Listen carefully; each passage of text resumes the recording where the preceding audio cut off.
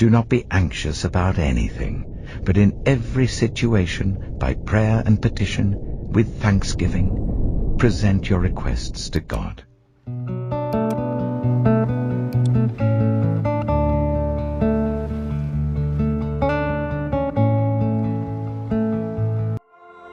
Exodus chapter 4. Moses answered, "What if they do not believe me or listen to me and say, 'The Lord did not appear to you'?" Then the Lord said to him, "What is that in your hand?" "A staff," he replied. The Lord said, "Throw it on the ground." Moses threw it on the ground, and it became a snake, and he ran from it. Then the Lord said to him, "Reach out your hand and take it by the tail." So Moses reached out and took hold of the snake, and it turned back into a staff in his hand. "This," said the Lord, "is so that they may believe that the Lord, the God of their fathers, the God of Abraham, the God of Isaac, and the God of Jacob, has appeared to you." Then the Lord said, "Put your hand inside your cloak." So Moses put his hand into his cloak, and when he took it out, the skin was leprous. It had become as white as snow. "Now put it back into your cloak," he said. So Moses put his hand back into his cloak, and when he took it out, it was restored like the rest of his flesh. Then the Lord said, "If they do not believe you, or pay attention to the first sign, they may believe the second. But if they do not believe these two signs or listen to you, take some water from the Nile and pour it on the dry ground. The water you take from the river will become blood on the ground."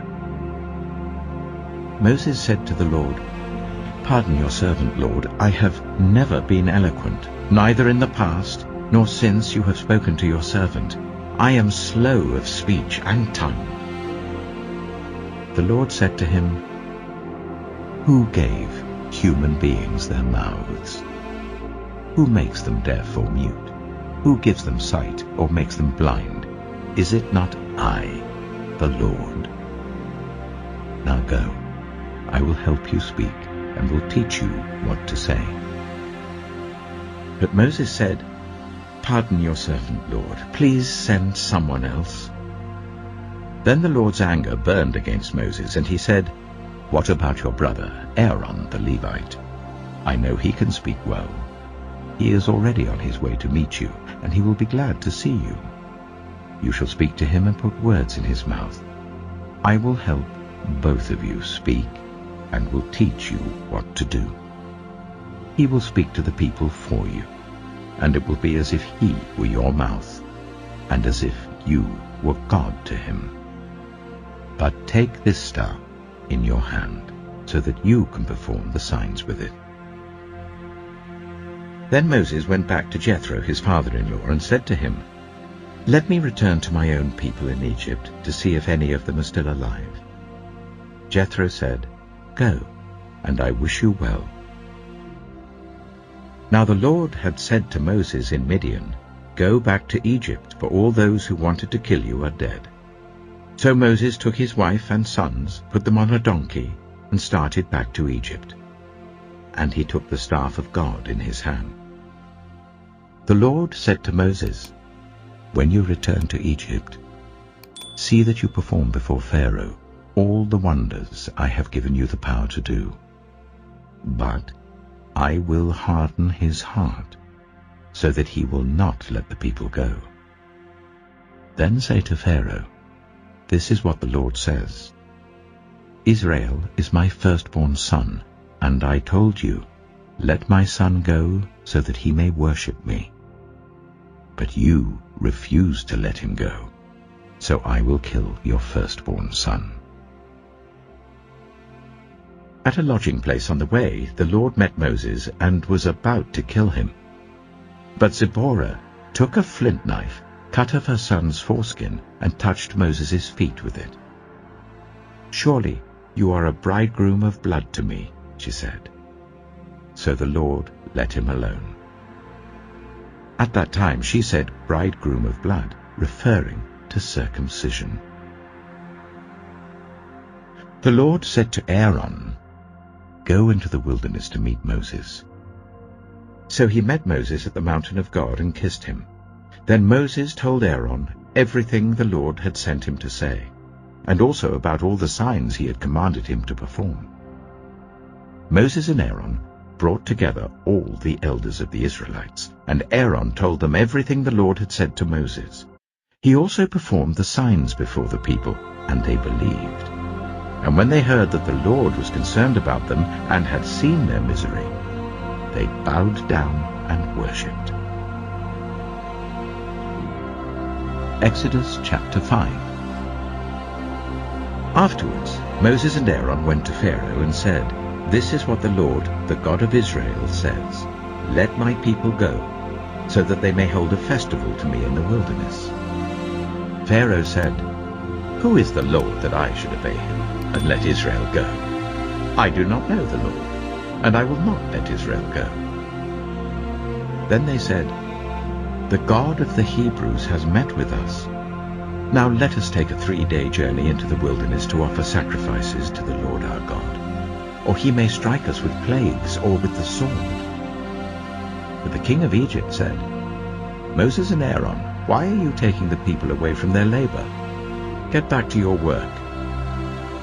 Then Pharaoh said, "Look, the people of the land are now numerous, and you are stopping them from working." That same day Pharaoh gave this order to the slave drivers and overseers in charge of the people: "You are no longer to supply the people with straw for making bricks. Let them go and gather their own straw, but require them to make the same number of bricks as before. Don't reduce the quota. They're lazy. That is why they're crying out, 'Let us go and sacrifice to our God.' Make the work harder for the people, so that they keep working and pay no attention to lies." Then the slave drivers and the overseers went out and said to the people, "This is what Pharaoh says, I will not give you any more straw. Go and get your own straw wherever you can find it, but your work will not be reduced at all." So the people scattered all over Egypt to gather stubble to use for straw. The slave drivers kept pressing them, saying, "Complete the work required of you for each day, just as when you had straw."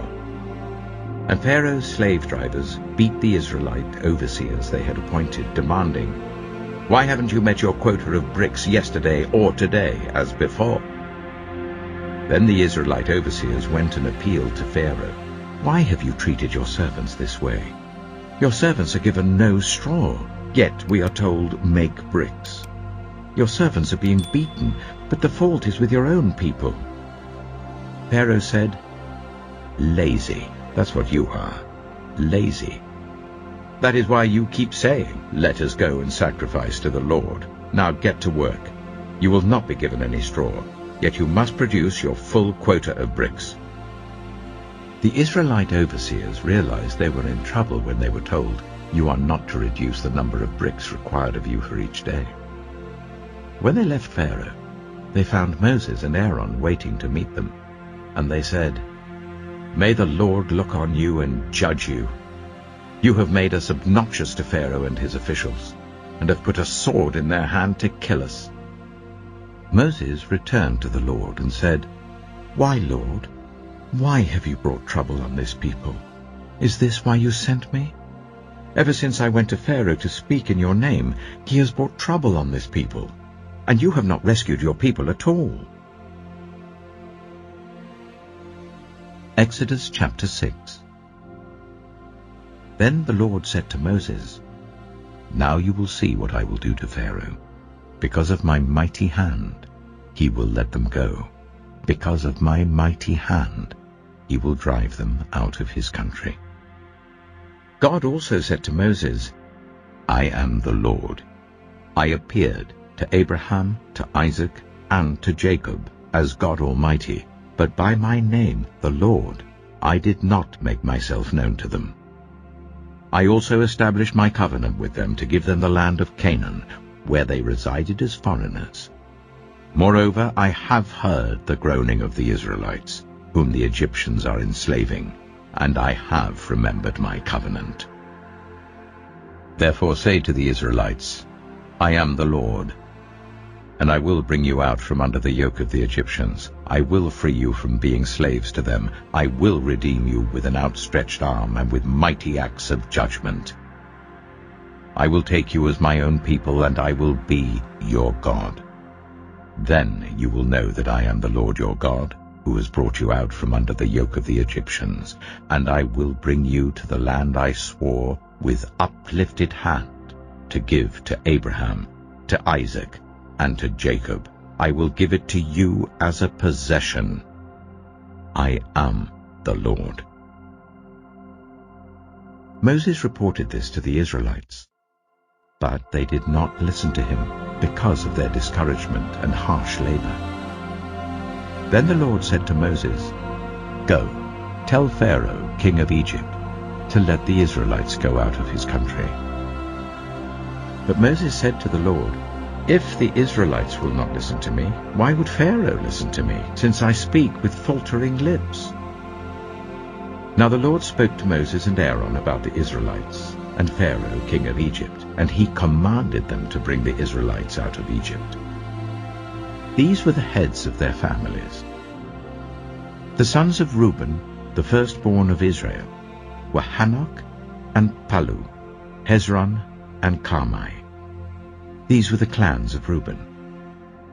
The sons of Simeon were Jemuel, Jamin, Ohad, Jachin, Zohar, and Sheul, the son of a Canaanite woman. These were the clans of Simeon.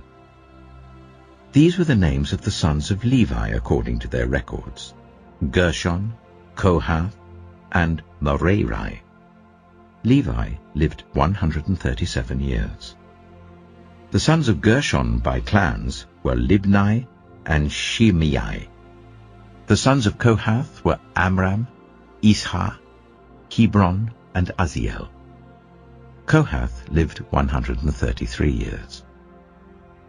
The sons of Merari were Mahli and Mushi. These were the clans of Levi according to their records. Amram married his father's sister Jochebed, who bore him Aaron and Moses. Amram lived 137 years. The sons of Izhar were Korah, Nepheg, and Zikri. The sons of Uzziel were Mishael, Elzaphan, and Sithri. Aaron married Elisheba, daughter of Amminadab and sister of Nahshon, and she bore him Nadab and Abihu, Eleazar and Ithamar. The sons of Korah were Asa, Elkanah, and Abiasaph. These were the Koharite clans. Eleazar, son of Aaron, married one of the daughters of Putiel, and she bore him Phinehas. These were the heads of the Levite families, clan by clan. It was this Aaron and Moses to whom the Lord had said, Bring the Israelites out of Egypt by their divisions. They were the ones who spoke to Pharaoh, king of Egypt, about bringing the Israelites out of Egypt, this same Moses and Aaron. Now when the Lord spoke to Moses in Egypt, he said to him, I am the Lord. Tell Pharaoh, king of Egypt, everything I tell you. But Moses said to the Lord, Since I speak with faltering lips, why would Pharaoh listen to me?